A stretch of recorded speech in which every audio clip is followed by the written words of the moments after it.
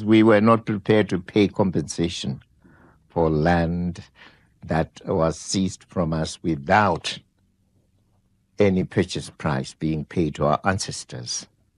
So it was the obligation of the British to find money and compensate their kith and kin who were owners, legal owners of our land. We refused completely to carry that burden.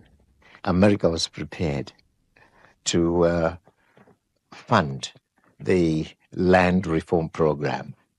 And if our funds and those of Britain were put together, you would have an adequate fund.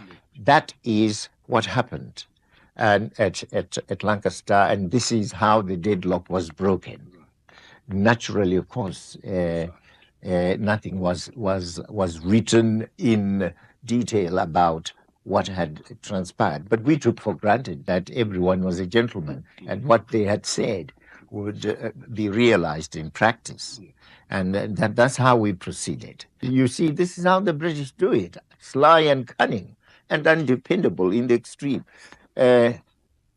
Well, unfortunately, Carter lost the election that followed a year or two afterwards, after Lancaster, and in came Reagan. And Reagan was a strict character, rigid, didn't know very much. In a sense, he was quite an ignorant president, one of the most ignorant presidents America has had.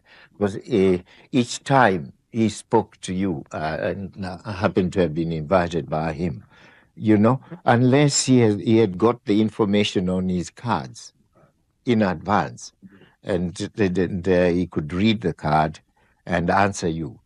His people would say, oh no, he cannot answer that question, and so on and so forth. And he was playing cards, you know, in discussing with you, and I've joked about it and saying, you don't want to discuss with a man who's playing cards all the time.